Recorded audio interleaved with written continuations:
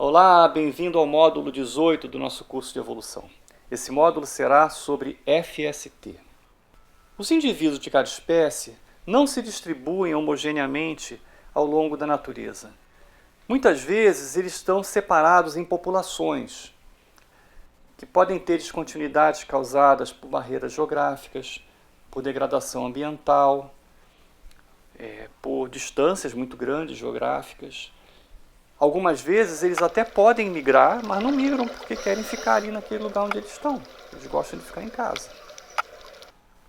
Quando você vê a distribuição das espécies, você vê que elas às vezes são contínuas, como por exemplo no caso da baleia jubarte, que ocorre em todos os oceanos do mundo, mas elas podem também ser limitadas a uma determinada região, como acontece com o guanaco, ou podem ocupar regiões maiores com algumas descontinuidades, como acontece com a onça, ou como acontece com o tatu, ou em alguns casos ter distribuições bem descontínuas, como é o caso desse caramujo, que ocorre numa parte da Península Ibérica e numa parte na França.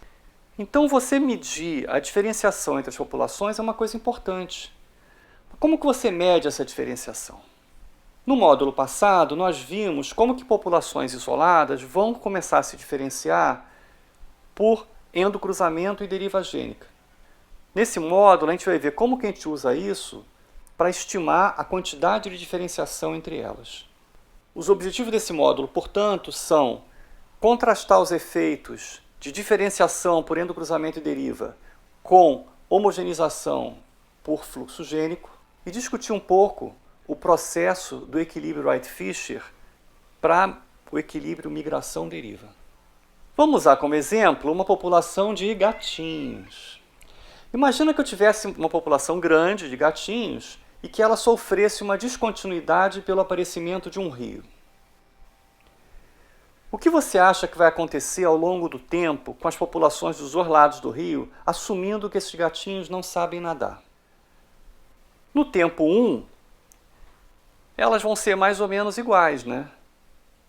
Mas conforme for passando o tempo, por conta do endocruzamento e da deriva, elas vão começar a se diferenciar. Uma maneira de ver essa diferenciação é olhar para a variância. Olhar para a variância na população de um lado do rio, a variância na população do outro lado do rio e a variância total, esquecendo que tem o rio e tratando como se tudo fosse uma população só. Então vamos ver como é que começa. No começo, a maior parte da variância está dentro de cada lado.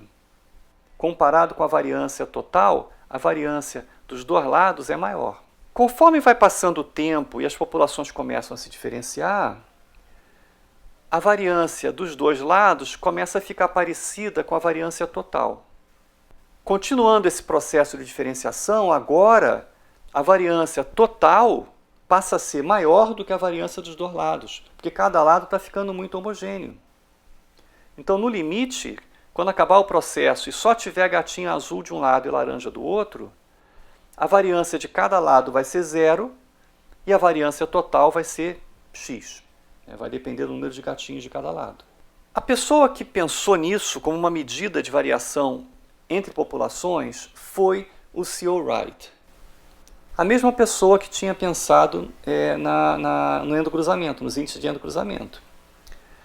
Essa foto é uma foto histórica, porque mostra o C.O. Wright durante um congresso em 1968 de genética no Japão, junto com o Moto Kimura, que foi um dos fundadores da teoria neutralista da evolução, e a Tomoko Ota, que foi outra fundadora da teoria neutralista da evolução.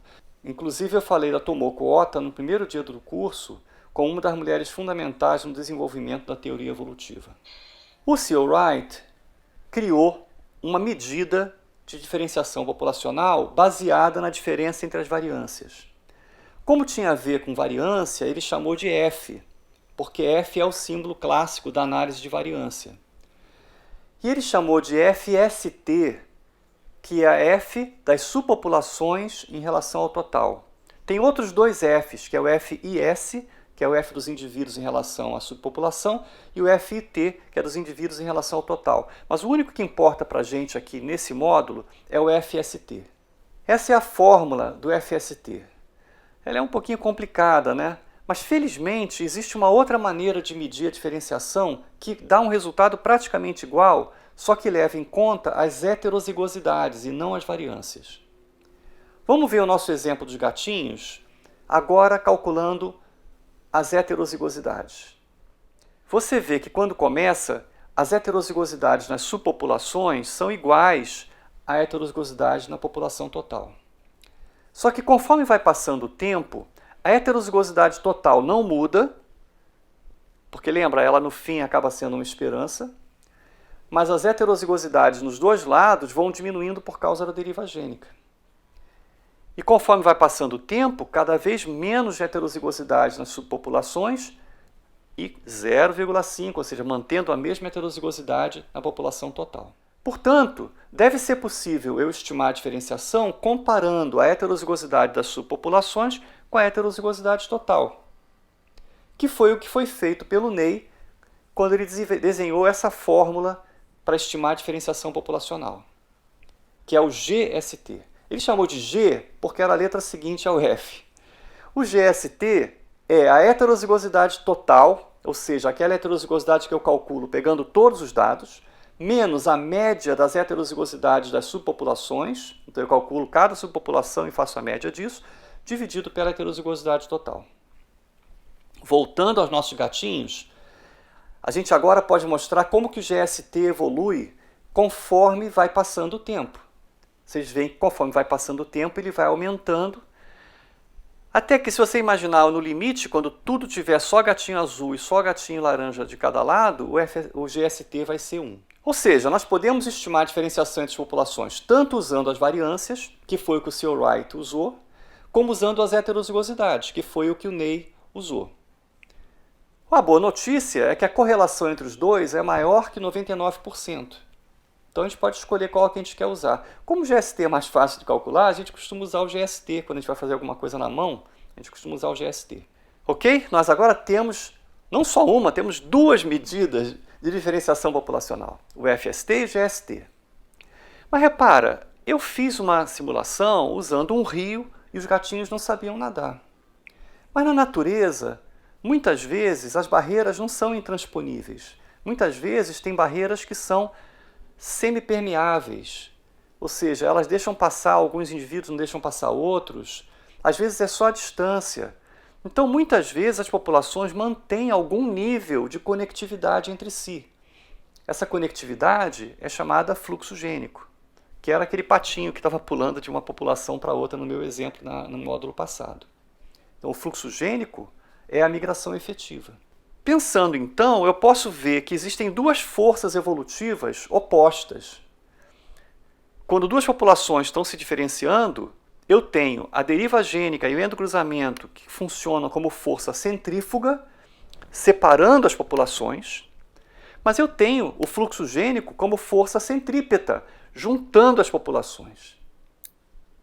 Vocês podem ver nesses modelos que eu fiz usando o simulador populacional Populus, que quando M é a taxa de migração, quando M é baixo, as populações vão se diferenciando mais. Quando M é mais alto, elas vão se diferenciando menos, porque o M são os migrantes, quando tem mais migrantes, diferencia menos, né? Aquela força centrípeta que une as populações. Isso é super legal, então eu posso ter um FST que vai aumentar quando o M é baixo, ou que fica baixo quando o M é alto. Mas aí tem uma coisa interessante. Lembra quando eu falei do equilíbrio Wright-Fisher? Que o nível de água que saía da garrafa, que era o nível de variabilidade que era perdido por deriva, dependia do nível da água na garrafa, que era a heterozigosidade, que era a variância. Então acontecia um equilíbrio, porque quando tinha muita heterozigosidade, tinha muita variância, se tinha muita variância, saía muita aguinha pelo tubinho. Tinha muita deriva gênica. Então chegava um ponto que se chegava a um equilíbrio. Como que eu chego num equilíbrio agora entre a migração e a deriva? Olha só esse caso dos meus pregadores. Eles estão de populações muito parecidas e de repente um pregador sai de uma e vai para outra. Esse pregador não traz grandes novidades evolutivas para outra população, porque os alelos eram mais ou menos os mesmos. Então o impacto que esse migrante tem na segunda população não é muito grande. Agora imagina que as populações já estivessem muito diferenciadas. Aí esse migrante está trazendo uma novidade importante para aquela população. Entenderam o equilíbrio? Populações que estão pouco diferenciadas, os migrantes não têm muito peso. Populações que estão muito diferenciadas, os migrantes têm muito peso. Então o que vai acontecer é que se a população começa a se diferenciar, mas tem um pouquinho de migrantes, ela vai diferenciando até que chega um ponto em que os migrantes começam a trazer uma contribuição boa, porque as populações já estão bem diferentes.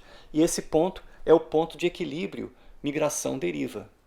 Da mesma forma, se eu começar com populações completamente diferenciadas e tirar o rio, começar a ter fluxogênico entre os dois lugares, no início vai ser enorme a contribuição, porque cada indivíduo que chegar de um lado para o outro vai trazer uma coisa nova. É o gatinho laranja chegando do lado azul, o azul chegando do lado laranja. Então as populações vão perder a diferenciação muito rápido, porque vão estar chegando migrantes, juntando tudo. Só que chega um ponto em que elas começam a ficar, nesse caso, como não tem mais barreira, elas vão ficar iguais, vai acabar a diferenciação.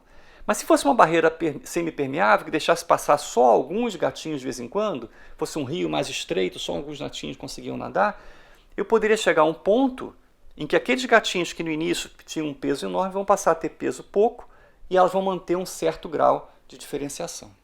Esse ponto chama-se equilíbrio migração-deriva.